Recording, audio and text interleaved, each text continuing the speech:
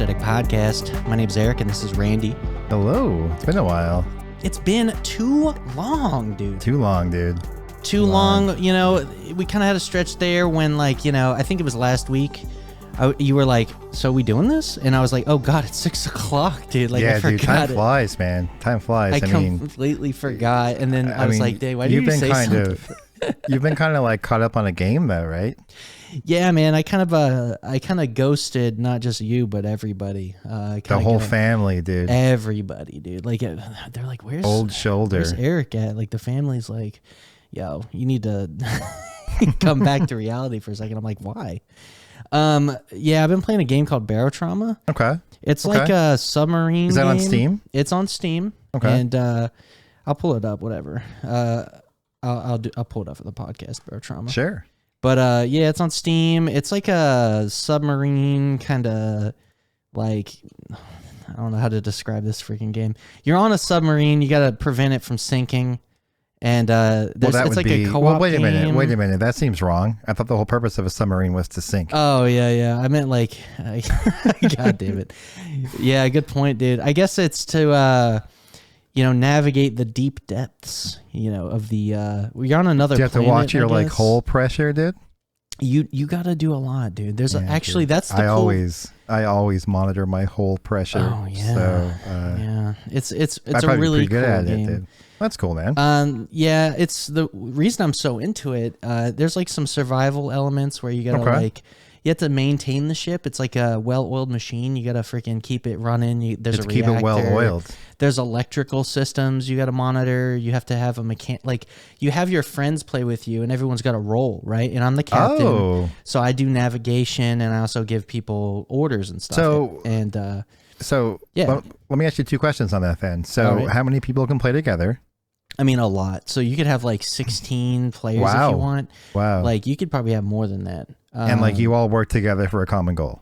Yeah, there's like different ways to play the game, right? So like you could play sandbox mode where you pick a sub and you just go in there and try and complete the mission. Sure. Right? So it'll give you a random mission type, or you can select whatever you want to do. And then you try and accomplish that mission without game over, which is like everyone dies, the sub's blown up, and that's game over. But there's some little curveballs involved too, because there's optional traders. So like at the beginning of the map, so like Among Us traders, kind of, because the traders will get random objectives, like like kill this player. Or they'll get an objective that's like sabotage the engine so its durability goes below 20%. Or it'll be like, sabotage like 3 welding torches with oxygen tanks instead of welding fuel, and they'll blow up when you go and use it. This sounds pretty fun. So like there's the imposter aspect. Most of the time we do co-op, which is you go out, you can gather resources and take missions. It's a lot of fun with friends. Cool. There's like, just to talk about one scenario that happened, like there's this thing called husk infection, which is like a disease that you can get. Like there's certain infected monsters, and we're in dive suits exploring a wreck that we found. We found a wrecked submarine underwater. It's filled with water. We're swimming around it. And all of a sudden my body starts convulsing, and we had been fighting monsters earlier. And I had gotten bit, and I didn't realize it. Oh. And I had husk infection. And normally it informs you. But here's the cool thing about the game.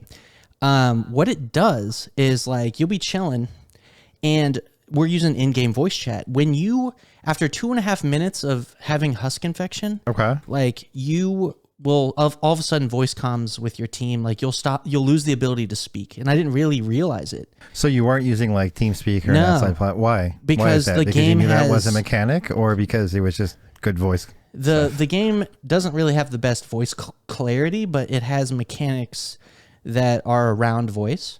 So like there's proximity chat, there's like radios, like you can change radio channels and stuff. Now, did you know that going in, or was it like, let's switch to the game? Okay. Well, we switched to the game because of the features. If you die, you lose the ability to talk with your team. So it's kind of neat. Like you'll be like, I haven't heard from Travis in a while. Like, what's up? And he might be, if you pass out in the game, like if you take too much damage or you're sick or something's wrong with you, you'll pass out and you'll lose the ability to do voice chat. You might not be dead. So we'll be like, oh shit, what happened to Travis? And then we'll find out he's on the ground and he needs medical attention. And there's like a medic on your crew. Anybody can do it, but the medic has like buffs so they can heal people better. And there's like serious medication, like morphine, fentanyl, like there's all kinds of like antibacterial meds, wow. There's steroids.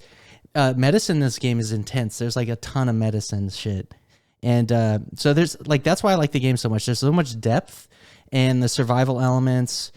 Yeah, it was pretty funny the other night because I got infected with husk infection and all of a sudden my body died, and then like my body's attacking all of my buddies. And so I'm like, well, a parasite. It's like Resident Evil. Exactly. I basically turned into a zombie in a dive suit, and like my buddies are like blasting me with shotguns and harpoon guns, and I keep coming back alive. So there's somebody with a crowbar that keeps beating me.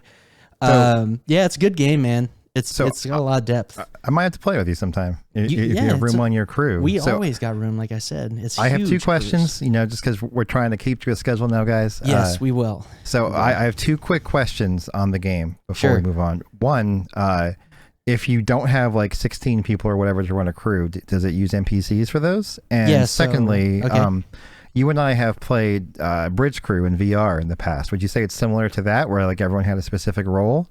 Yeah, so you can definitely play it that way. To address the first thing, there's AI. So you can hire AI crewmates, and you can give them orders. They can have up to 3 tasks with different priorities. So you can be like, man the turrets, because your sub has turrets. You could say like you do medical stuff. You repair the hull because the hull takes hull damage, and then all of a sudden you have to worry about water coming on your ship. I'm sorry for giving you the hull damage. Yeah. So there's a lot involved with it. And then for the second one, there's different roles. So you have a captain, a medic, security officers, and a mechanic and an engineer. So that's really cool. Yeah. And everybody has their own like talent trees that they can go down. Like you can level up your character and get certain Is that persistent? skills. Like are you still playing the same game? Yeah, it's as per like campaign. You started, or so like if you join my campaign, anytime you join my game on that campaign, you'll have that character you started with. Okay, so it does persist. Cool. But if you play someone else's campaign, you'll have another character. Yeah. Sure. Or if you do a sandbox game. That actually sounds a lot cooler than it looks in the. Yeah. Than it looks in the. It's way cooler than I thought it looked. Like I already thought I would like the game. I'll be honest with you, like when you were like, so like, dude, I'm addicted to this game. So like I checked it out on Steam, right? And I'm like, dude, this looks like that like Fallout mobile game. No, dude, this game is way better than that. Like the screenshots do look like that Fallout mobile game. No, you're right. It kind of does, doesn't it? Fallout 7. No, not 76. Fallout Shelter. Shelter. Yeah. No, it's really, there's a lot of depth. I've been doing the submarine builder, and there's like logic gates and stuff. I set up like all kinds of like logic for my submarine. Like I have like a brig door that has like a lock switch on it, so you can lock people in the brig. There's like oxygen systems on your ship. Like I forgot to put oxygen filtration in the brig, so if I lock you in there, you're dead. You'll die of lack of O2. And like funny. there's like that's cool though. There's a lot of stuff. Like I have I set up sirens on the ship so I can hit a red alert button. Battle stations, you know. Oh wow. And it's super neat. Oh, that's really neat. That's really cool. I made the mistake of setting up a self-destruct button on the ship, and of course somebody pushed it. Why wouldn't you push it? That's like asking to be pushed. Yeah, well, they pushed it, and the thing is, there's a 30-second timer. But the problem is, you can turn off the thing, but the timer keeps rolling, so it'll go to 0, and there's an AND gate. So it's like if the time went down to 0 and the button's activated, so like you just have to push it again at any time 30 seconds later. So you like meme people pretty hard with that. Somebody I was like, don't push it again. And then of course somebody pushed it again, and like we boom. That's awesome. And then like somebody started the mission as soon as we blew up. So we went into the mission blown up, and then the game auto saves when you go into a mission. So that save was fucked. Oh no. Yeah, because we'd instantly game over as soon as the save was loaded. I had a backup, so I was able to just kind of roll back. Sure. But yeah, anyway, let's get on topic. That game was I can talk about it. So let's. So just for my quick update, nothing exciting. I've just been playing Diablo 2 Remastered. That's it. Good game, man. I mean, chances are, if you listen to this podcast, you probably played Diablo 2 before. I'm playing FOH Pally, and I do chaos runs. That's it. That's all I've been doing. Is it good? I think it's awesome. I mean, I love Diablo, and like they're kind of like I told you a little bit about like the ladder thing. So it's kind of neat because they're patching in new items, and like new builds are becoming viable, but they're still remaining true to like the Diablo 2 aesthetic, right? Okay. So like that's wild. So new content. New content like for Diablo 2. That's really cool. Right. I mean, like it's not like a new zone or anything, but it's basically, you know, like there's new rune wards, there's new making builds more viable. Like for example, FOH is more viable now because the holy bolts that come out do undead and demons instead of just undead. Right. So now like FOH is crazy for clearing chaos because everything there is undead or, you know, a demon. Of course. And then like they put in some other stuff too, where like some other like underutilized areas where like people would just run like the same 5 areas to magic farm. They kind of buffed different areas and made them what's called like level 85 areas where like different items could drop down there, so you have a reason to go to like places you probably otherwise normally wouldn't. Right. You know, so like they're keeping it fresh, you know what I mean? So I like it. Yeah. Well, Diablo 2 is like beloved by everybody, so I'm glad that they're, because some people like Diablo 3, some people didn't. I know it got a lot better. I like Diablo 3. I mean, I just like Diablo in general. I liked it, so. And then I realized it wasn't that good, and then like they redid the loot system so you'd actually get good loot, and then it was good again. And so I think Diablo 3 was like on the whole pretty good. So you know, but Diablo 2 still was kind of like the you know, perfect child for a lot of people. So I'm glad that they. Yeah. I mean, I just love Diablo has flaws, right? Like people don't believe that Diablo has flaws, but it does, right? Like, I mean, like Paladin is still probably the best class in the game. You know, like they're like Barb just can't really farm that efficiently. You know what I mean? Like there's like you can't really run, you know, Hydra build because there's a lot of fire immune stuff. Like it still has those problems of the game. Yeah, you know what I mean? Like they might fix it in the future, like they kind of fixed FOH a little bit. But like, you know, like if you made a Hydra Stork, like you're kind of relegated to doing cow runs because, you know, like other places could have fire immune stuff. So, you know, it's it still has those. So like, you know, like Diablo 2 is like that like honeymoon rose colored glasses phase, I think. But I think that's what it's still fun. It's still great, you know, so. Good game though. Yeah. Yeah. I need to go back to it because like I bought the remaster and then I barely played it. That's why I want to go back to it. Well, now's the time, dude. Yeah. I mean, I've been MFing pretty hard, dude. So. Yeah, but it's like, all good.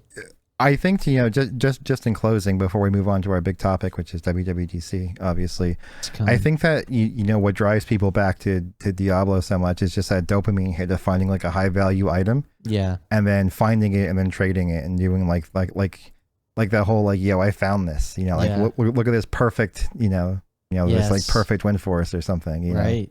So. No, it is the loot, the reward system, right? Like you're getting the loot, you're like that dopamine hit. Yeah. That's why I always love the Diablo series. It's been good for that.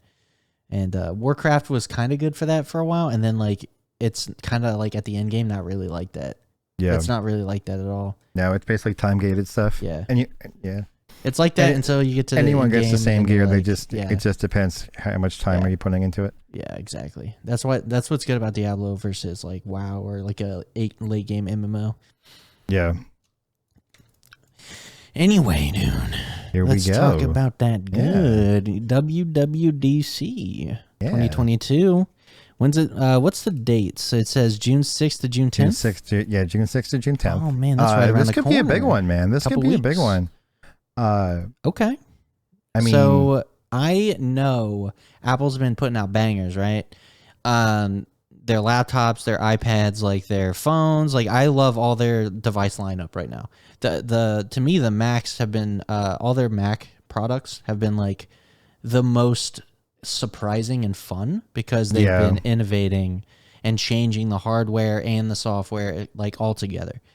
And I think a good testament to that, dude, is like, you know how I am. Like when I got my Spectre, I liked it, but I always thought like, oh man, maybe I should got the MacBook. And then like now that I have the MacBook, I never once thought of getting rid of it. You know? Yeah, the MacBook is just once you start using it, and like it's so good. And like I love that what's that app that lets you use the XDR brightness? I use that. Oh, I forget what that's called. I don't use that. Lumen, something like that. I'm weird.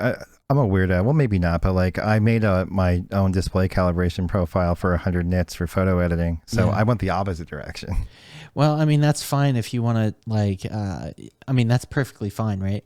Like, but for me, content consumption. Sometimes I like to like melt my eyes. It's probably great for outdoors too. I know you have a nice deck, so you probably spend a lot of time out there. Well, that was like my benchmark for it. Was like, I'm gonna go out here. I'm gonna pull up YouTube because like at normal full brightness, it was like not quite there. Sure. But then like being able to go XDR full, it's like, okay, wow, this is like one of the best displays you can use outdoors. Because that's great. That's great. It's super nice like that. And like, so I don't know, I'm a sucker for really bright screens. Like I probably ought to have Samsung displays like versus OLED because I like brightness, I mean, I have a 3-year-old Q9DR now in like my theater area and 85, and that thing is still literally like a flashbang. Yeah. Like, yeah, that's the thing. Like I don't think you care about brightness like I do. But, I mean, I do, right? But like, I literally have a mode that like, if I'm laying down watching YouTube, I lower the brightness almost all the way down, and it's still crazy brightness. But that thing peaks at like 1450 nits, but that's full panel because it's backlit, right? Yeah. So like, that sucks. There's a lot going on there. I get it. No, OLED's better for light controlled environments for sure. Definitely, without question, yeah. Yeah, I just ABL just kind of drives me nuts. But then again, in like an environment where like it's dark in the room, it's kind of good because like you will blind yourself. Yeah. With like if you have an ABL scenario, which is like where most of your screen is bright as hell, like it can be a little too much. Yeah. So no, I can see that. I can see that for sure. ABL kind of helps you like survive the flashbang. But I don't know, man. It's but yeah. So anyway, WWDC. Let's talk about that. Yeah. But yeah, so like we talked about the Macs, we love them. What do we expect from WWDC? This is their software conference normally, right? So I mean, are we gonna see hardware here? We're obviously gonna see iOS updates. Kind of what I wanted to talk to you about, like sure. I think that from a hardware standpoint, I think we should touch on hardware and then maybe slide into software. But I think from a hardware standpoint, it should be very interesting because I think that you have a potential Mac Pro, and if you remember from Apple's last event, I think it was Air Force One, Craig Federighi, he teased that the transition to Apple Silicon is almost complete, and the only thing left is Mac Pro. Yep, they said that. So he did say that. It doesn't mean it's coming now. But what do you think? I've been hearing some weird rumors, man, that people are saying that the Mac Pro is going to be M3. What? Yeah. What? And then M2 is going to be like a lower powered one. What? So jumping the well, I think that from what I understand is like M1, they don't want to have like 4 SKUs of the same processor again. Well, I think it's really messy right now, right? Like, because you have M1 Pro, M1 Max, M1 Pro Max. So it's kind of goofy. I don't like that. The latest rumor I've heard is that, how like the 13-inch MacBook Pro and the iPads have like the efficiency M1 where like it has different core counts. Right. Where like it has like 2 less performance cores. It has it's like 6 and 4, but the Pro and the Max are 8 and 2. Yeah. So from it's my understanding that the M2 will be the more efficient one that will go in the MacBook Airs and the iPads, and then the M3 is going to be the new Pro or just M3 and M3 Pro. Yeah. So wait, the best one right now they make is M1 Ultra, right? Right, which is 2 basically Maxes 2 with the Maxes Interconnect. Squished together, and a Max was already like 2 Pros squished together. or something, right? No. The Max is its own die. Okay, so the Pro was just a cut down Max then? No, they're from my understanding, they're different designs or different SKUs. Like completely. Okay. Yeah. Okay. Because like the CPU is the same, but like the GPU is cut, the memory bandwidth is cut, but the die itself is physically smaller, right? Like it's not just like a disabled, like with disabled core counts or anything. It's literally a different processor. Okay. Or different SoC is probably the correct term for it. Yeah, I'm trying to see because they had like the silicon diagram. Yeah. I'm trying to see if I could pull it up, but yeah, okay. Yeah, I figured they were just scaling it up more and more and more. More or less is and now we're at Ultra, but like you're thinking M3. So are they gonna? I mean, that's what I've heard. Okay. So do you think they're actually gonna put out anything related to Mac Pro at WWDC or? I think WWDC is the place to do it because that's kind of what they're targeting, right? Right. Like, I don't know if you've watched any videos on like the M1 Ultra performance with like the Mac Studio.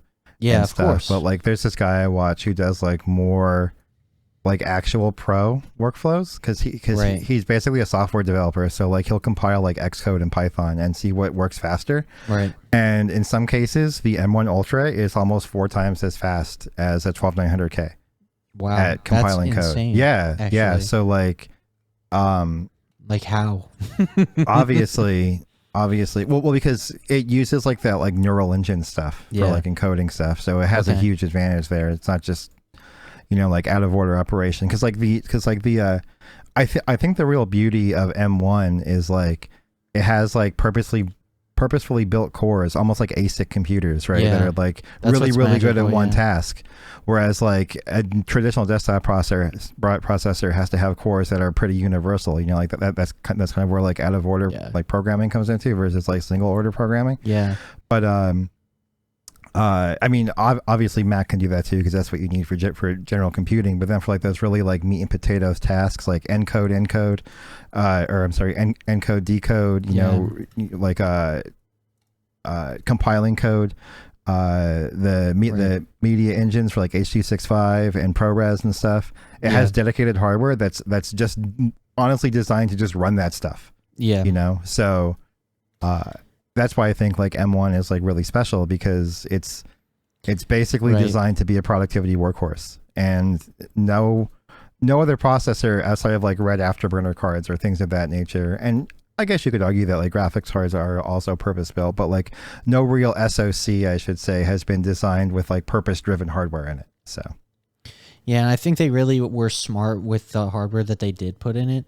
Like the media engine is like super good. Yeah. One thing I think is amazing about the M1 is they call it the Ultra Fusion Interconnect. Okay. But which is what basically is enables them to glue the two M1 Maxes together and make an M1 Ultra. And it's pretty amazing because like, typically it's like two CPUs would be like two separate NUMA nodes, and then you'd have like this memory sharing interconnect that would be like very slow. AMD uses. Exactly. But like the fact that Ultra Fusion is so fast, it's what allows them to have like such a fast memory interface, and they don't have to worry about this NUMA node like complication that you would have to do with like a dual socket board. Okay. So it's just so good that they can scale up and not have to worry about like multi-processor inefficiencies. So like to me that kind of blows me away. Yeah, and I see what you mean. Yeah, but it's like the fact they can scale up like they do. Like I know AMD have to be doing some pretty crazy stuff to get like away with having like 128 thread CPUs, so like that's impressive enough. But like all the things that is included on M1 Ultra, like that's going to be the GPU and the CPU engine, like all kind of merged together, plus the shared unified memory. Like the interconnect has to be handling all of that. Yeah, and that's insane.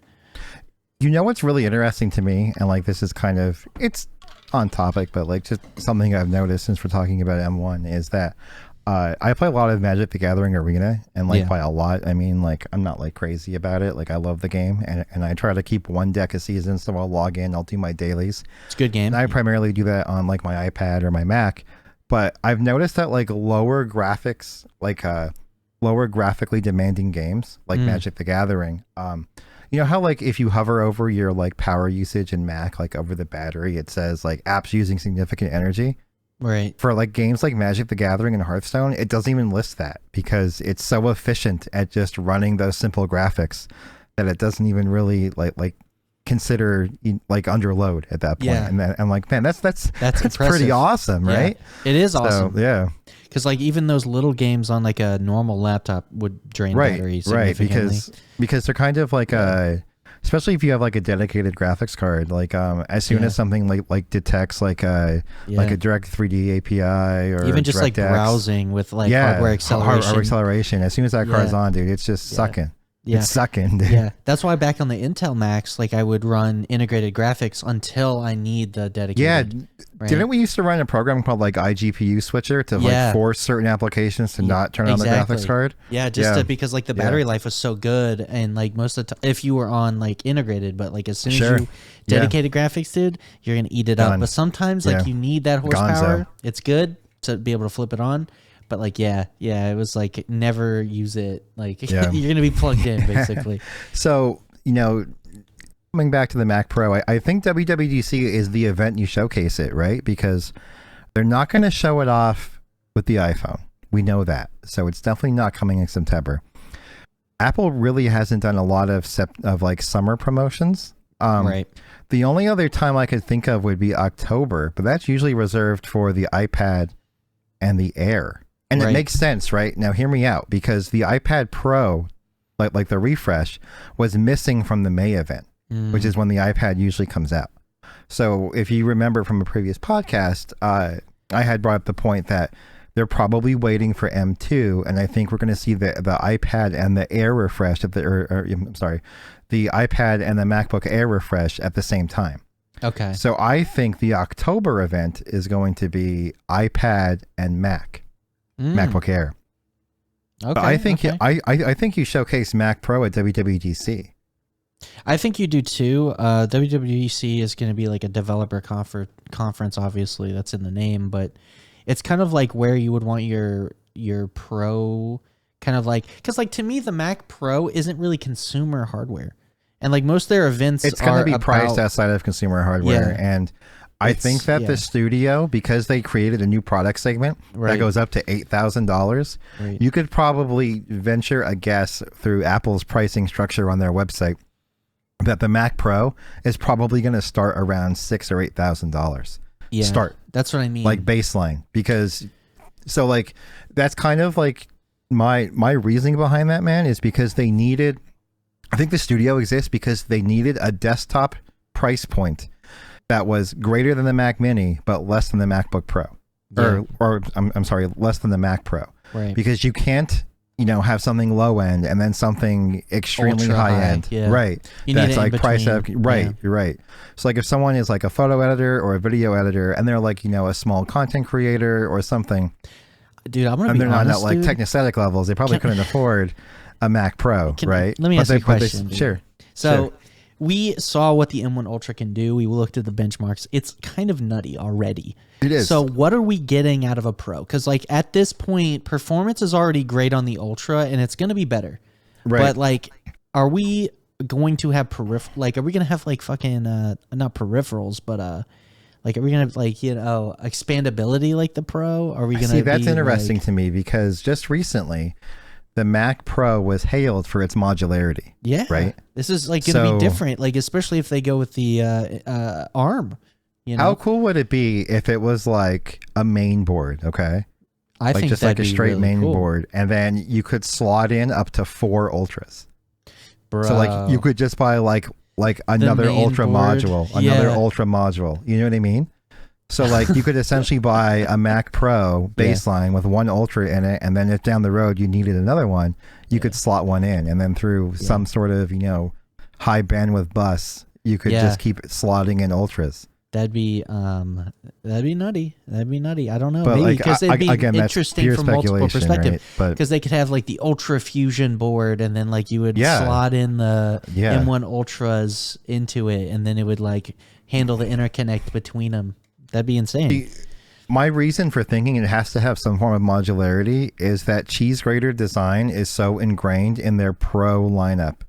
And it's weird to say Pro because like Apple obviously uses the Pro for the iPhone, they use it for the MacBook, but like their actual Pro line, like the Pro Display XDR, the MacBook Pro, like they're clear, I keep saying MacBook Pro, the Mac Pro. Their most premium customer for their most elite product. It's cheese grater. Cheese grater. What I mean? So, and I love that design. I've been really wanting something with cheese grater. And same man. I don't know if you saw, but in Jared Poland's recent videos, he has the Pro Display XDR. He just got it. Oh really? What's he think about it? I mean, he hasn't made a video on it, but I'm sure he loves it. I mean, who wouldn't, right? Because like he's not a gamer. He's used Mac for 15 years. That's what he wants, and that's the Fidelity display. 6K or sorry, yeah, 6K. So yeah. But it's interesting because the studio really threw a wrench in a lot of people's predictions because if they thought that we now know the Mac Pro is not going to be small and not modular because that's the studio, right? Yeah, exactly. And they're not going to put the Mac Pro in the same chassis. Yeah. So it has to be a bigger chassis. And we already know that M1 is an SoC, so it doesn't need, space for a graphics accelerator. It doesn't need space for networking. It doesn't need space for any of that. Yeah, I know. So why would you need the modularity when everything's on chip? So that's what I'm thinking. Have. Like maybe the modularity is just you add more. That's dope. Yeah, I mean, could be.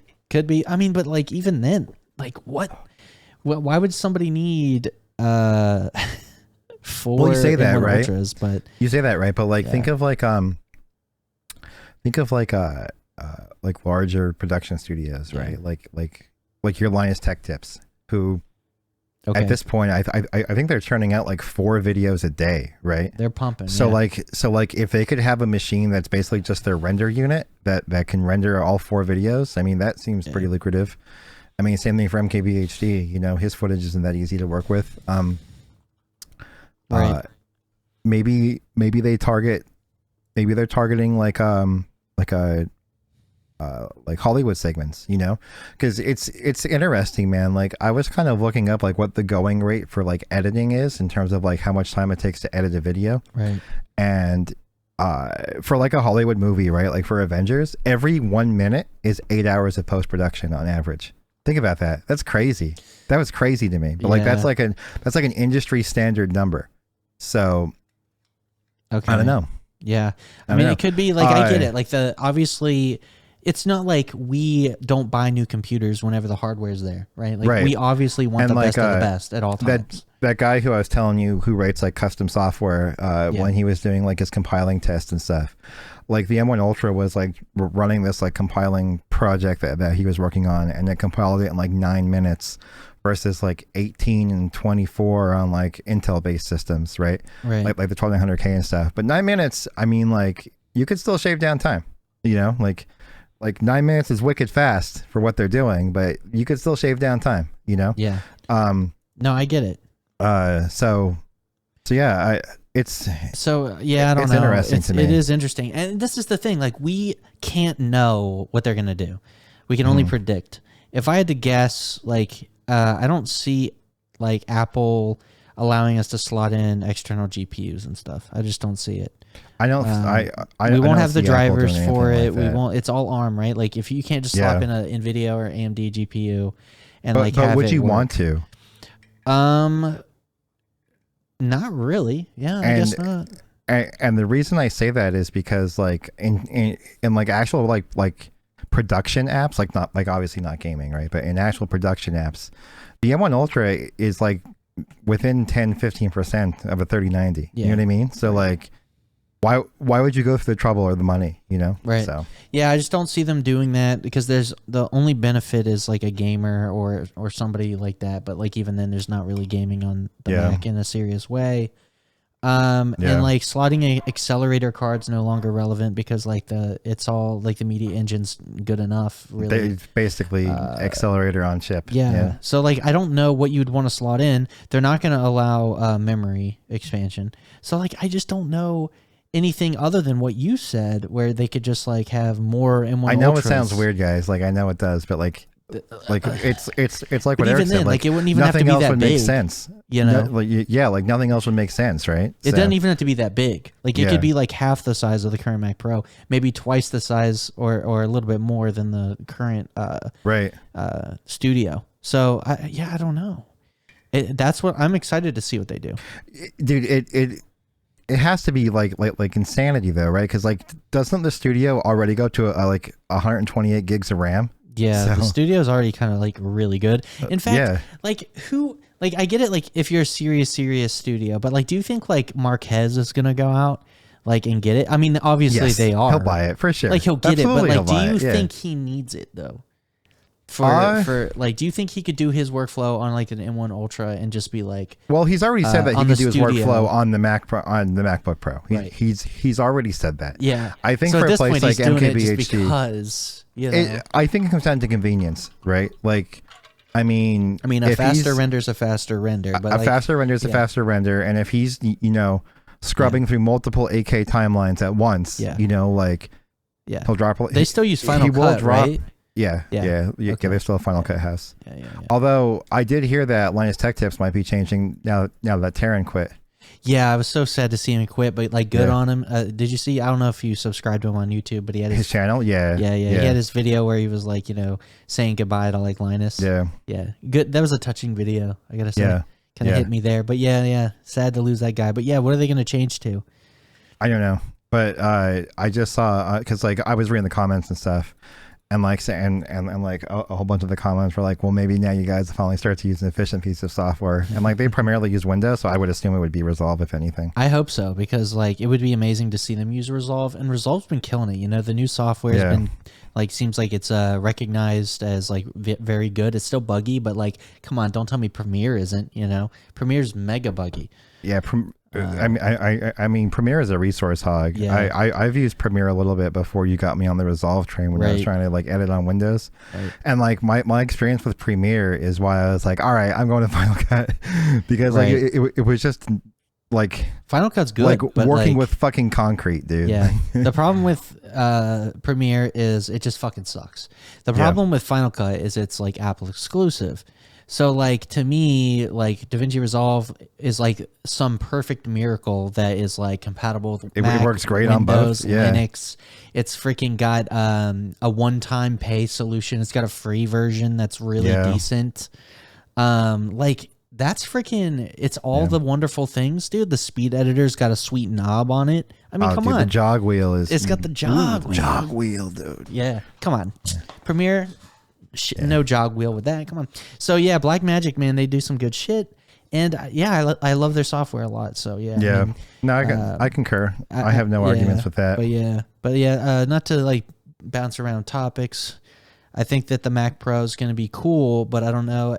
Hopefully they'll announce it because I want to see it now. Right. It's the best time. So. But like you put in the notes here, other than Mac Pro, like a VR thing. Now I know that they've been probably developing stuff. AR and VR might be their next big thing. Specifically glasses, from my understanding. And it's interesting because like this has been going on. Like Apple doesn't do anything backwards. Apple does things forward, and sometimes they get shit for it, right? Because people's like, oh, they're not first to the table, but whenever they do it's always my point like for saying that is, and like that. you're gonna hate this, but I'm gonna bring up the Steam Deck a little bit.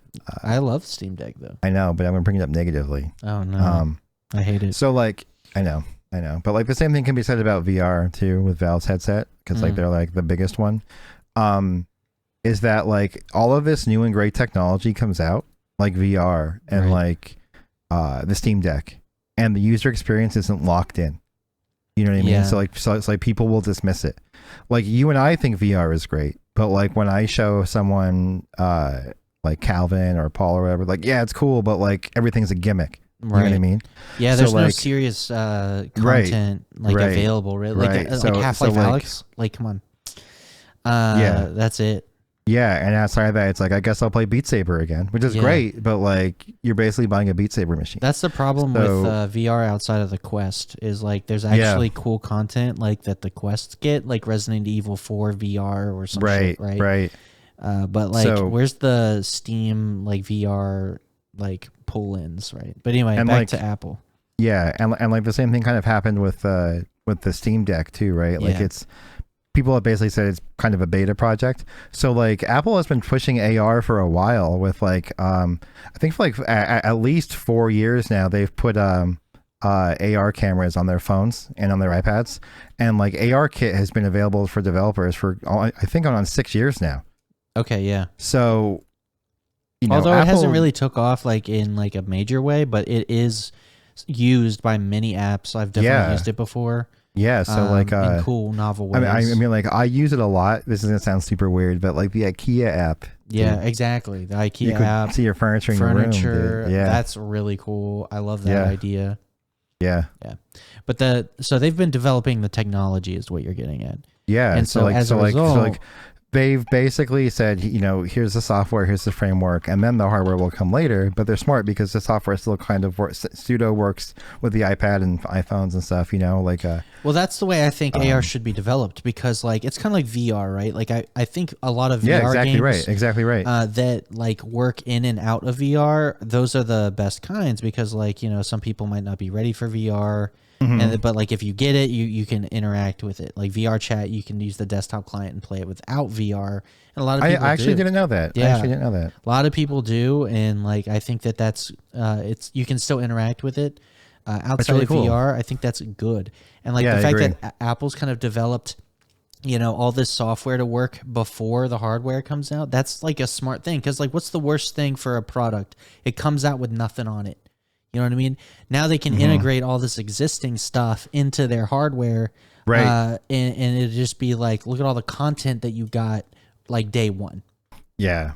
I think that's it, because like if like Apple, I mean, like Apple would never do this, but like releasing a product without content it's a death not sentence. Good. Yeah. Like when like the HTC Vive first came out, and I'm going to use HTC Vive as a barometer, because Oculus at least had like Lucky's Tale, and like 2 other exclusives that were pretty good.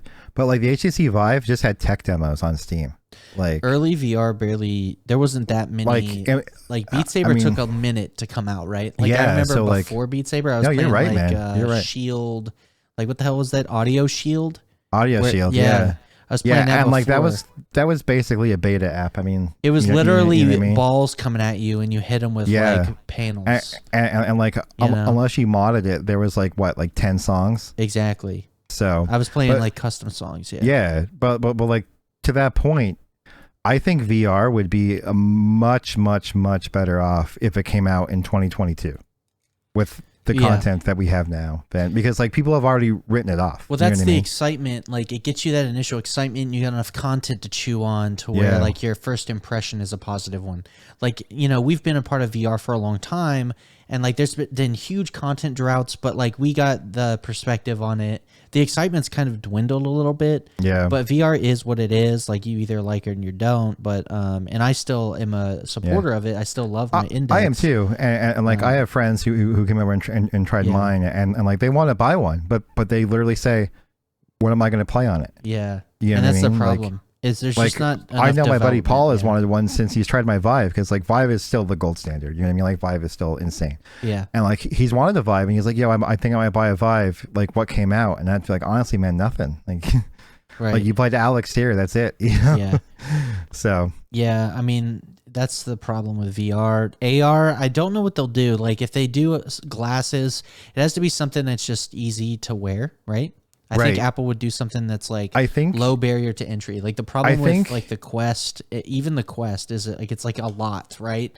Like it's a heavy thing on your face. To your point, I think the beauty of Apple doing AR is it can seamlessly integrate with your life, whereas VR is a dedicated motion, right? You're putting on you're putting on the helmet and you're literally immersed. Like that's it. You're cut off from the world. Whereas like if like Apple glasses come out, and they already have, you know, iOS, right? So like if it's just like, oh, you get like calendar notifications and text messages, or like map directions, that's already cool in of itself, you know? So yeah, let me ask a question. Two questions actually. First question, do you remember Google Glass? I do. Yeah. I didn't own Google Glass, but I've used one twice. Oh wow! So I haven't got to use it. I remember seeing it and thinking at the time, this is before like even smartwatches were big. I remember thinking like, damn, that thing's cool. Like that concept is cool. It's awesome, super cool. Right? It's super cool. And like think about that, but like instead of its jank kind of, you know, the way it was at the time, like if we had something that was just like seamless, like just glasses. Right. Yeah. And you could wear them, and like it would do the projection in your field of view or whatever. Right. Like that would be like the dream. Right. Like that would be really awesome. Yeah. But like, does that? Here's the second part of the question. Right. Is do you think that that's like going to be enough? Like it kind of takes away from smartwatches, I think. because like the smartwatches kind of took over what that concept ended up being, right? That's a really good point. And I didn't think about that because that's like cannibalizing one of their own products, right? Right, because the smartwatches already do like notifications like on your wrist, right? It's like it's like a very small leap to go to your eye, like versus your wrist. It's kind of like very similar. So like, what's gonna make you use the glasses over like the wrist thing? Like, it would have to be the AR stuff on top of that. So like, I'm gonna kind of give you like my pipe dream idea. Sure. I've recently, got into golf, and I'm actually going golfing again on Saturday because the weather's nice again. But like, if you could look at the pin and have like your rangefinder be in your glasses, and just by looking at the pin, it's like 196 yards to hole. Yeah, that would be like, it'd be like you playing PGA golf, like motherfucking Tiger Woods on the Xbox with the fucking wind direction. You get the fucking like distance, and like that's totally viable with AR glasses. Iron, like that's totally viable because like I actually have an app on my watch called 18 Birdies, and that does exactly that, right? So like I look at my wrist, and like it has like GPS, and it has like the map data of like all the golf courses, so it knows where I am, it knows where the pin is. Does it recommend a club? I mean, it can, but like you should know what your club ranges are. I don't. I mean, well, the problem is like I suck, so like. Okay. Ideally, like you would hit like X amount of clubs certain distances, but that's not me, man. Yeah, I know. You just kind of like, okay, I'll use the more aggressive club because I'm not gonna hit it so good. Right, exactly right. Got it. No, that's cool, man. Like I think that is like the dream, and I think that Apple will make something that I'll want to buy. Let's just say that if they do an AR VR headset thing, I think that it'll probably be AR. Although I don't know if I really need it though. So they're going to have to do something fancy to make me need it. No, dude, you're going to buy it. You're going to watch that Apple marketing and you're going to buy it. The marketing, and I know this is fact. Well, even when they came out, this is fact for a few reasons, because literally, as soon as AirPods Max came out, you're like, I'm buying it. I'm in. I'm like, why? Okay, I want it. I'm like, well, justify it. I want it. Like that. Like, no, dude, and like, I'm the same way. No, listen, I could justify it though, because I had the Sonys, right? Like I had the what are they called?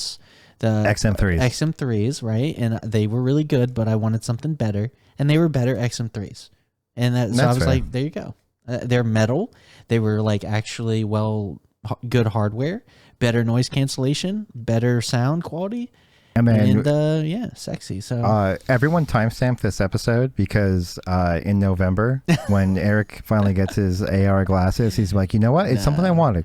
I've been waiting for Apple to make a new product segment, and I need glasses, and I got my prescription in them, and I needed glasses, and they made a new product segment, so I got it. Yeah, of course. Now we'll see, man. I'm interested. It's been in the rumor mill for like years. Yeah. So if they got something put together that's actually like viable at this point, I don't think that we'll see anything from it, to be fair. I just don't think it's baked enough.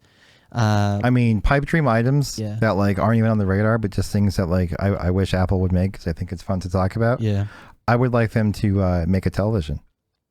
Like an actual TV. Holy like a pro, like picture like a 82-inch Pro, like a Pro Display XDR with Apple. It runs tvOS, right? Right. But then it has like all of the functionality of like their like calibration profiles and stuff like that in it. I mean, I think they could do it. Like, I love the stuff they've been doing, but they won't. And like, how much would it be, right? Because the 32-inch is $6,000. So how much would an 82-inch be? But yeah, I get it.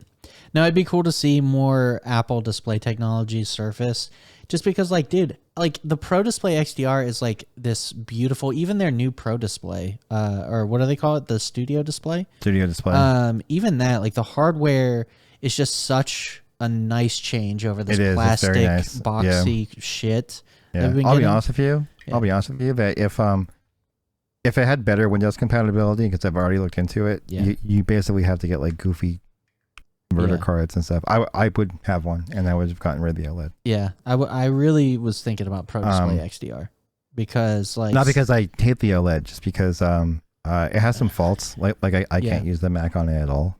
Yeah, you were telling me about your compatibility problems. But yeah, let's move on, dude. I want to talk predictions. So Yeah. Let's talk about, okay, so you talked about maybe at MacBook Air, M2 Mac Mini. We already talked about how that's probably not going to be the case. Yeah. I think the M2 Mac Mini and the MacBook Air is probably slated for October with the new iPad. Right. But so we're going to get like iOS 16, iPad OS 16, maybe Mac OS updates, like OS updates for sure, right? Because this is the developer conference. What would you like to see from iOS 16? Well, I'm not even running iOS right now, right? Like Amanda's got an iPhone. You will be, though. I got iPad OS and I got Mac OS. And Amanda just got an Apple Watch like yesterday. So who did? Amanda. So she got an Apple Watch. Oh, what'd you get? What color? Fill me in. I don't know what color it is, but it's not the stainless steel one. She went with a more affordable one with the smart. Yeah, personally, I get the sapphire crystal glass ones because I really like bang out my wrist. I do too. Yeah. Like I will have a scratch on it like week 2. Guaranteed. No, like the sapphire crystal is a good peace of mind. Yeah, the stainless steel also goes with every band, which I like. Yeah, but, like, she you're got not like limited the to your band options on it. And the same coin though, I kind of wish that I would get the cheaper one because I buy one every year. So like, you know what I mean? Yeah. Do you ever resell yours, or do you have some home for them? I usually just eBay them. Okay, That's about it. Yeah, I get it. And like when I got this watch here, which I'm still on the Android train, so I got the Galaxy Watch. I mean, I did the trade in, Sure. When I got rid of my Apple Watch, but it was a sad day because the Apple Watch is still busted. Yeah. But yeah, for iOS 16, man, what do I want to see? I don't know, man. I think I just want to see more parity with the things I love on Android.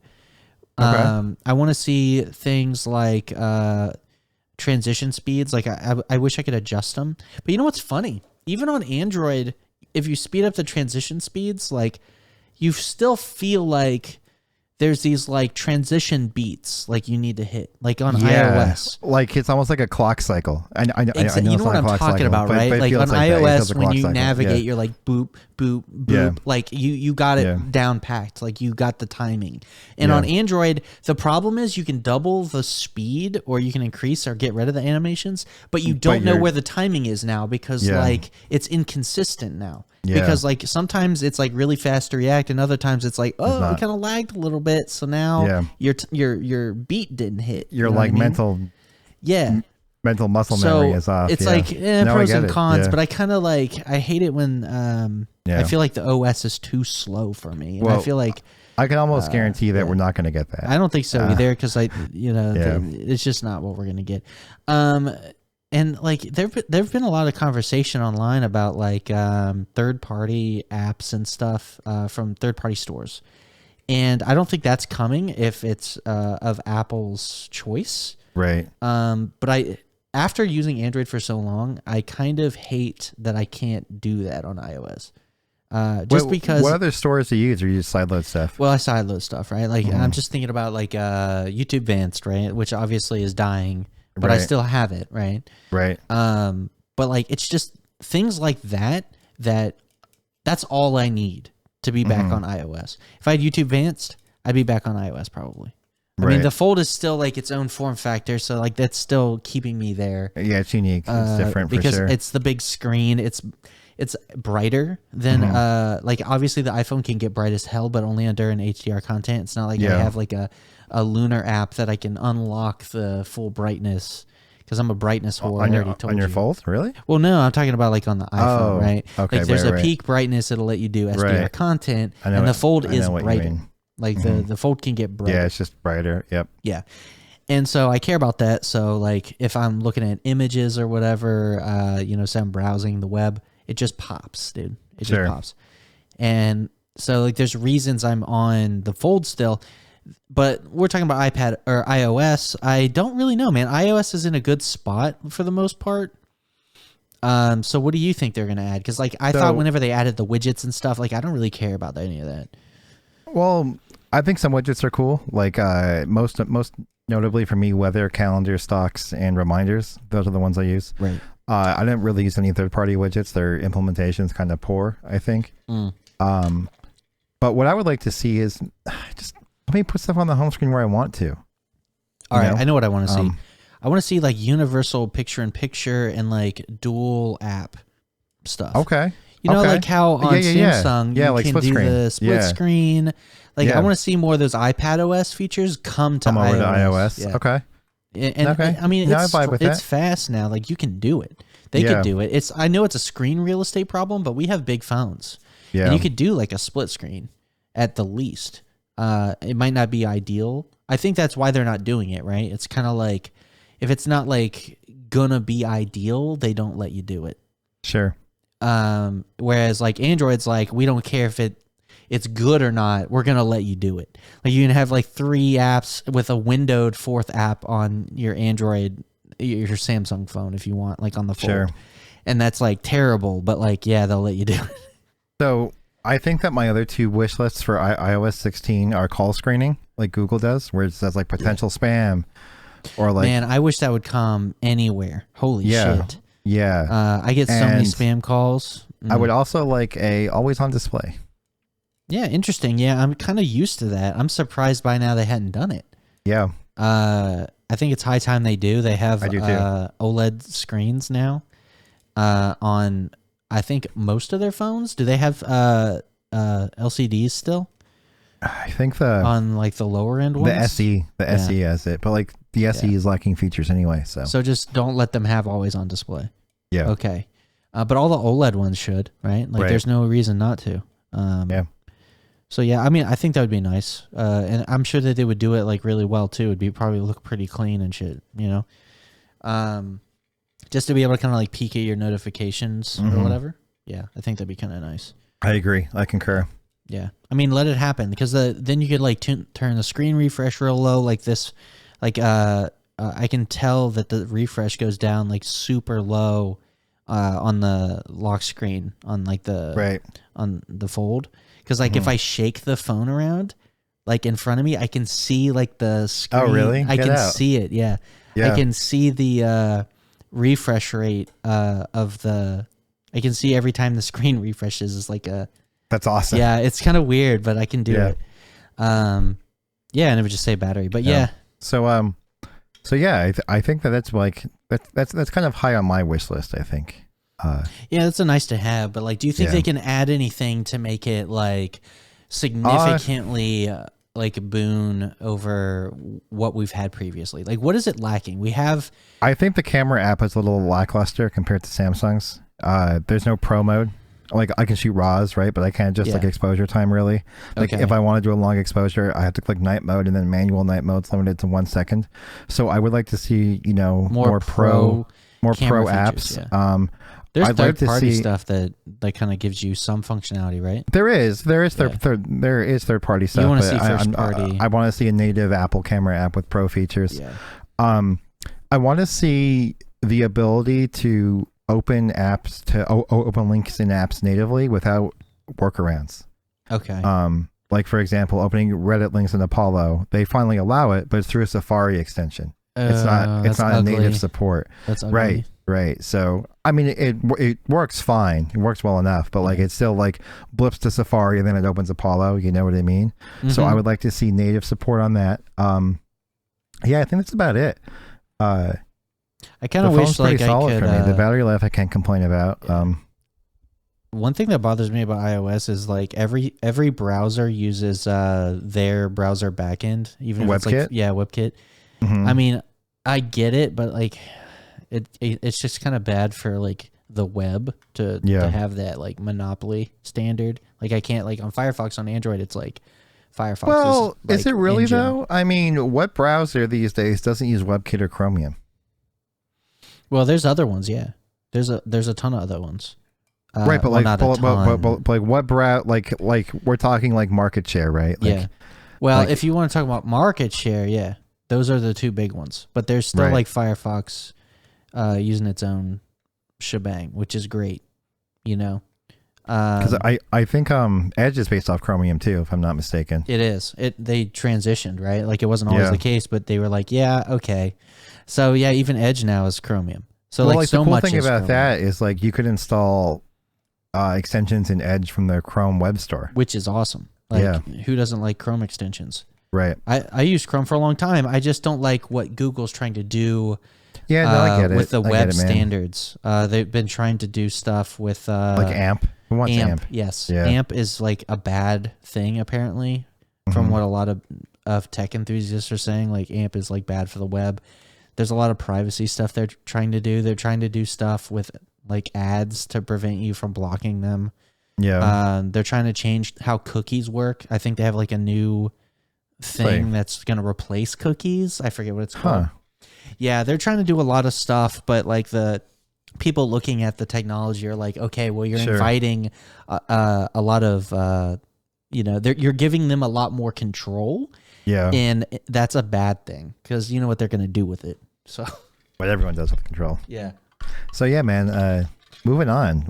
What about iPad OS? Well, I think this is where it gets fun. Okay. Yeah. The iPad. I have a big one. I have a big one for iPad OS. Okay. Do you want to? Yeah. Yeah. So I want. I want an actual file system. Yeah. So we have the Files app, right? But it's not. It's not enough. Yeah. Right? So here's a really good example. So Kelly uses her iPad as her main computer, and for 90% of tasks, works great. You know what it doesn't work great for? What? Lightroom. Because Lightroom will import photos into a folder you don't have access to. That's stupid. Yeah. How do you back up your catalog? You don't. You don't. How do you get to your exports? You don't. So you have to open up the Lightroom app to access it. So the current workaround to get actual backups is you have to buy a USB splitter. Then you have to plug your SD card into the dongle of the USB splitter. Then you have to plug in an external hard drive. Copy your photos over from the SD card to the external hard drive, and then import them from Lightroom from the external hard drive. Oh my god, that sounds terrible. I'm dying already. And you can't work off the external hard drive like I do on my Mac. So like I don't know if you can see this, guys, but there's like a lacy 5 terabyte drive. Yeah, I see this is what I use to edit all my photos on. Yeah. So like all my photos are edited on here, and then this is my drive that I edit everything on my Mac. I edit it right off of it. Nice. And then when I plug it in, it does a backup if I'm home to my NAS. Yeah. And it backs up my catalog of my photos. Yeah. But this is where I store all my photos, so I basically ingest my media. It all goes on here. It doesn't use up my hard drive on my Mac. And you can't do that on iPad for reasons.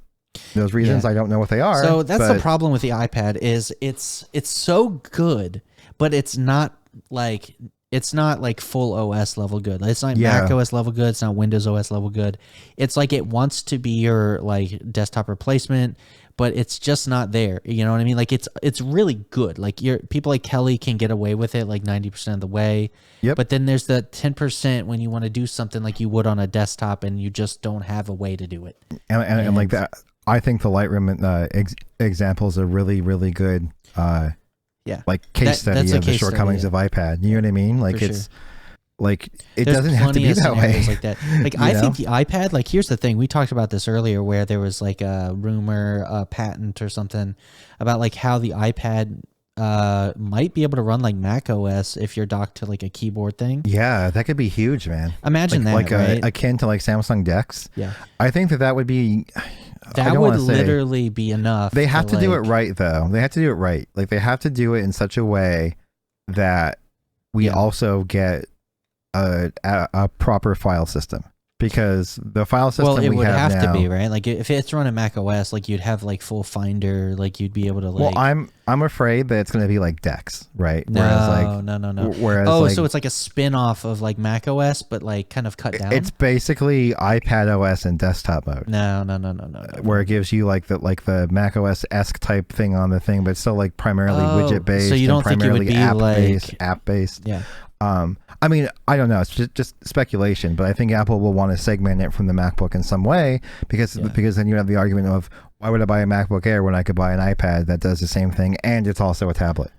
I honestly think they ought to just embrace that at this point. I think so too. I think so too. I think like, that who sometimes cares if you eat your like. I think that sometimes segment? Internal kind of like Steve Jobs is big on that, where like sometimes you have to cannibalize your own product to make something totally great. And there are people who are against that. There was recently a book that came out. with Johnny Ive on and he addresses the real reason why he left Apple. I don't know if you saw this or not. No. But he basically said that the real reason why he left Apple was because Tim Cook is an accountant first. And one of the things he did when he got in charge was he put all accountants in charge of everything.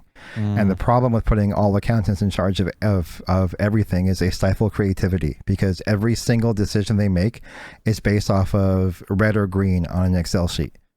So he said that as someone who basically, designed Apple products, and Steve's vision was, I don't care what it costs, make it beautiful, make it something you're proud of, to, well, that's too expensive, that's out of budget, that's, and then he said that everything he tried to do would just get shot down. So he said, this isn't the place for me anymore.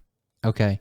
I'll say this, man. I think that he was half right, because Apple's been killing it, dude. But Apple's been killing it in they've made missteps, sure. For sure. But there's always that what if of like, what if Steve was still alive? Like, what would the iPhone look like? Yeah. I don't know, actually. It's a good point. But I still think that we're in a good spot. Like, it could be a better spot if he was still alive. I don't know. I think that what I want is them to cannibalize their low-end MacBooks and make the iPad a truly special device. Sure. Like, I think they ought to do it, because like it's already there. They both run the M1 like right now. Your top-end iPad already runs the same processor, and the Air runs the M1 now too. Don't forget. Yeah, that's what I'm saying. They both run the M1 fanless, right? The Air and the iPad fanless. They both can run iPad apps, right? Like, 'cause you can run iPad apps on the M1 devices now, if the developer allows it. And so it's kind of magical. So like all they got to do is like find a way to, make iPad OS talk to Mac OS and like create like a connection, because like I want to be able to take my iPad, dock it, and then have like full Mac OS with Finder, that would be the dream, able to get right? to my iPad files and stuff, right? That was kind of the dream of the original Microsoft Surface, but it was just really poor execution. That's the problem. So like I wanted the Surface to be that. Like I bought like a Surface Book, and like and like before that the Surface Pros, and like I wanted it to be that, like, but it just never was a good tablet. The iPad's the best terrible tablet. Yeah, terrible it's tablet. like that's the problem with it. Just Windows isn't good in tablet mode.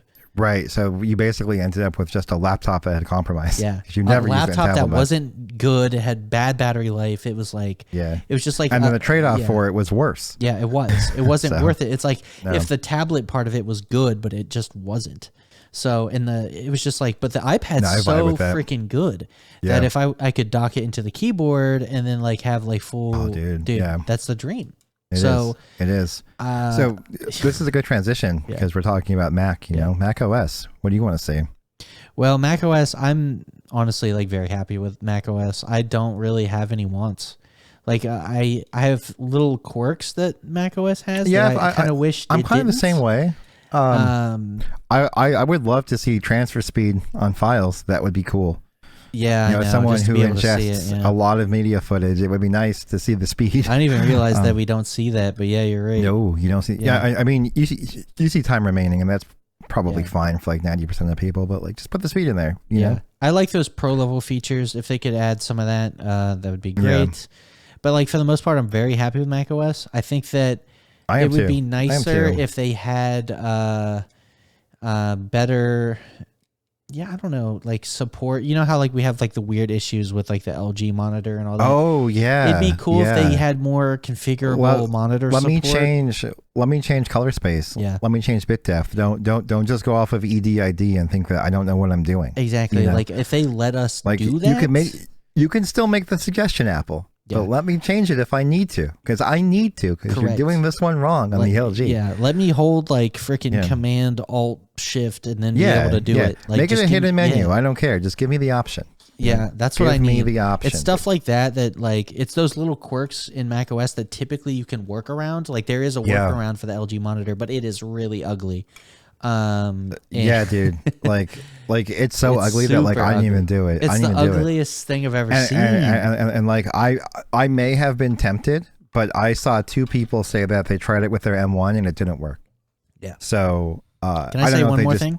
Sure. So I think that, I know this is going to sound really dumb, but like I kind of wish we had boot camp again. No, I get it. Because like, who doesn't want more options? Yeah, but that's all it is. Really, yeah, that's all it is. Yeah, like as a gamer, it would be cool if I could boot up into Windows and use Rosetta 2 to like do shit. Yeah, like if that was possible, because like x86 Windows, Rosetta. The only 2. thing that I would rather, yeah, and this is not on Apple's part, but I think that if more and more of consumers buy Mac Studios and MacBook Airs and MacBook Pros, then they're gonna have a large enough market share where like developers might be like, maybe it's worth making an ARM client. Yeah, I kind of wish we had more. So yeah, I think that it would be nice to have more people supporting the ARM architecture with their software. Yeah, give me more. I mean, Rosetta 2 is like a god tier thing that like makes it like so it doesn't matter, right? If it's got a Mac client, then Rosetta 2 will figure it out for you. That's pretty magical. But like, give me an ARM version. Yeah, port your stuff to ARM. Let's see more ARM stuff. And like, it sucks because the fact that Mac OS is on ARM and then like Windows is like not even close to making that kind of transition. Like they've tried many times to like support ARM. Like they've had like their cut down like Windows versions that ran on like some of the Surfaces were ARM only, and then like their new Surface Pro X or whatever was ARM. Yeah, they're still pumping out those X's, but you wouldn't know. They just suck. Yeah. Everything they do on ARM is like bad since the inception. So it's just because of that, now you have like a software kind of divide on the desktop. Yeah. I think Windows' fault is they went to Qualcomm for their hardware and they didn't make it themselves. Number one, and number two, they just kind of converted Windows to ARM instead of basically building it from the ground up for ARM. Right. You know, so that's kind of on them. It's an optimization thing. But like, I'd say on the whole, we're both pretty happy with Mac OS, you know. Yeah. Everything I'm happy with most of Apple's software right now. I would obviously have Dreams. iPad OS is probably their weakest link currently. That's what out of all of the software stuff they can do, that they can make improvements, I think iPad OS needs the most. Could see the biggest, I agree. Needs it the most because it's so concur. Good. It's so powerful. And now the hardware that's in it, it's almost like they have to do something, right? Because why else would they put the M1 in the Air? That I think it was looking forward. Like they had to have been projecting, we want to do more with the iPad.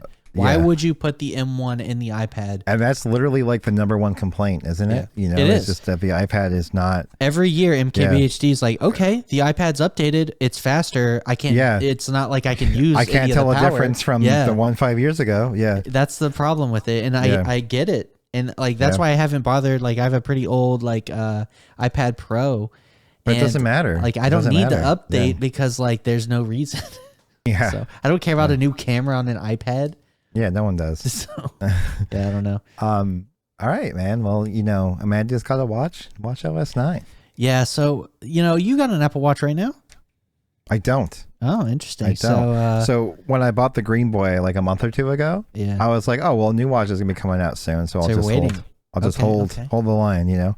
But I do miss it. What does WatchOS need, man? I think that if anything, like I don't know, more customized watch faces. I wish I could have like third-party watch faces. But actually, other than that, I'm kind of not in the camp of that, just because they're bad. They're bad on Android. Well, they're terrible. Bad. Like I've been looking through, like why are they so? Dude, this is why when bad. It's wild. It's wild how bad. Yeah. Like I only use the official ones because they're the only ones that are like close to Apple quality, like but not quite there. I would go out and say that they're just borderline usable. Yeah, they're actually usable versus like some of the other ones are like, I don't know, 15 frames a second, like laggy looking, like PNGs, you know, like JPEGs, like that. A JPEG of a watch face with a PNG like dial. Yeah. It's bad. I get it. It's bad. Yeah. It just doesn't look good at all. So I don't know. Hopefully we can get some, I guess, official Apple watch faces. Give me more watch faces. There's more always options. new watch faces. there's like two things that I would probably really like to see in an Apple Watch, in an Apple Watch update, I should say. Sorry. I would like to see better battery life still. I think that like the holy grail for smartwatches, or just a bigger battery or something along those lines. Yeah. You know, more efficient processor is my only gripe or complaint with a smartwatch is like this charging it every night thing. Yeah. It works for phones and stuff, but I think that you need at least 2 days with a watch. I mean, yeah, I agree. The Apple Watches are pretty good, but they're not quite there. But the problem is like now they advertise like I'm not sure if they advertise it, but like for me, my Apple Watch lasted a day and a half. Right. That doesn't help me. The half day doesn't help me. You know what I mean? No. Like I'm going to charge it every night because I want to use it the full day tomorrow. I get it. Yeah. You know, I've been lucky before where like I can eke out I can like be able to have enough charge to make it to when I get home the second day. Yeah. And then I got to dump my watch on the charger. But like, yeah, it'd be nice to have better battery life. I think that optimization needs to happen. And like, instead of, oh, look, we have a better, processor, we have more processing headroom, I think they ought to just like slow down on that. Don't use it. You know what I mean? Just because you got more just headroom doesn't mean like let the battery life be improved. Yeah, just underclock that boy. Yeah. And then the other thing I'd like to see is a better native sleep tracking app, because Apple recently introduced one in watchOS 8, and it's okay. But there are third-party ones that just absolutely annihilate it. Let me tell you, man, like sleep tracking to me on my watch, haven't used it because like I gotta charge it every night. Like you just got done. That's saying. my point. That's my point, right? So like I'd like to do like the cool tech thing and do the sleep tracking, but like how useful is there's that? Some cool data on there. Like it tells you like when you were in REM, when you were in light sleep. Yeah. I've done it with this watch before. There's even an app on the Apple Watch that will detect snoring and then record your snoring. Yeah. Like that's cool as hell. That's like not funny. For any practical purposes I could think of, unless you're like trying to like diagnose sleep apnea. Right. But like there have been times like I was like, you were snoring so loud, and I was like, no, I wasn't. Shit. Yeah, dude. You'll know. Yeah, exactly. That's so funny, dude. So yeah, dude. It's like I'm a snorer, apparently. Yeah. That's so funny. Yeah. No, I don't know, man. I think that it'd be good. I think that's the thing right now is like the software for most of this stuff is good. I just want more exciting hardware. Like in the iPhone department, I want to see foldy iPhones, and I want to see. That's not coming for a while. You know, I want to see iPads that can run macOS. I want to see on macOS just like I don't know what I want to see on macOS. macOS is good, dude. It's just good. macOS is good. I want to see have less jank with third-party peripherals like the monitor, like you were saying. Yeah. And like other compatibility things. I want to see more of that. And then with watchOS, I'm kind of happy with it. It would just be better with better battery life. But yeah, it's a pretty banger product as is. So yeah, I agree. It's the best product as is. Just like the iPad's the best tablet as is, but like, dude, it's so powerful. It needs to be more than that. It needs to replace the low end laptop easy. So concur. So that's what I want to see, man. I think it's gonna be cool. It's obviously June 6th through the 10th. Very excited. I want to see some cool shit. Man. We always watch it, dude. So. I hope we're not disappointed though. I hope it's not like, oh, you know, there's nothing. There needs to be something that's like exciting about this. Yeah, one. I think we're gonna get at least sure one hype thing. It's not gonna be just my iterative. My prediction is I think that you and I are going to be pleased with iPadOS. We have to be, right? Like, it's are been you serious? So long in the making. That's like the boldest prediction you can make. I know, but it only makes sense because for years, literally everyone, like there's not a single voice in the room that says iPadOS is right where it needs to be. No. You know what I mean? It's been bad for years. That's why I'm like, are you really ready to make that prediction right now? Like, honest to God, like desktop class processors into these iPads now to do the same thing they did in 2012. There's got to be something there, man. Okay. There's got to be. You know what? The stars are aligned for it. Yeah. With the new M1 iPads, the stars are aligned. They can make it exclusive to the iPad Pros that have. I think that if another WWDC goes by and we don't have a full featured Files app on iPadOS, someone might kill someone. like I think it's to that point. Yeah, but I feel like that's like to me, if they add pro features to the iPadOS, that's not enough. Like to me, it's not macOS level good, and that's a shame. Yeah, because like no, I agree. I feel like doing a DeX level OS when it's docked, that's cool. But to me, that's also still iPad OS. Also, would be nice if when you plugged in a monitor to an iPad, it went 16:9 on that monitor, or whatever the aspect ratio. Yeah, instead of the weird box thing it does right now, where it just 4:3, I think it's super bad. Like why? I don't know why people like plug monitors into their iPad when it does that. Like, no, I agree. It's just not. But like, I want to see it turn into a desktop OS level thing. Dex isn't enough though. I need to see like Mac OS.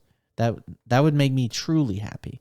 You know why Mac OS would make me truly happy? I know we're trying to wrap the podcast, but like it's the ability to download sideload apps and like third party stuff, and like that's so important to me. They're never going to allow that. They're never going to allow that. Mac OS does, right? To a degree. I mean, it basically, you can run whatever third-party software you can get on it. It'll make you go through the security thing because you can't verify developers and stuff. But there's a lot of open source software I run on there. I was playing Open Roller Coaster Tycoon 2 on it, which is a open source client basically for the game. Adds a lot of features, and you can play multiplayer. I was playing with my brother. Sweet. That's pretty sweet. That's pretty cool. So there's a lot of things like that. Open Morrowind that lets you play Morrowind. You can play that. I mean, there's so many like emulators. I mean, come on, emulators on iPad. So yeah, there's so many things that I want. That's why third-party stuff's so important to me now. Even like on the Android, that's why it's hard to go back to iPhone. Now I got YouTube Advanced. Now that I got like stuff like that, it's just like really, really hard. But I get it. I get it. I vibe with that. But I get it. I understand Apple's control would be at risk. That's why it's probably more likely, like you say, they go more of a like modified iPad OS desk, Samsung Dex route, where it's like a windowed based iPad OS. To be honest with you, if they gave me full file control, I'd be okay with that. Yeah. But I doubt that. I doubt it. For some reason, I doubt it. Yeah, we'll see. That would be too close to Mac we'll OS. see, man. We'll see. All right. Anyway, let's wrap it up, dude. Yeah, dude. I think we're done here.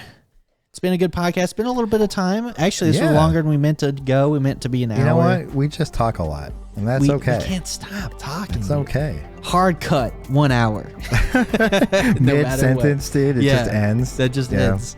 Anyway, that's been the Technosthetic Podcast. Thanks for listening. Thanks for watching. Check us out on thetechnosthetic.com, where you can leave us little emails and say like how much you love the podcast. Or hate it, Yep. I'm fine. You can interact with us. And we'll see you guys next time on the podcast. Later. Later.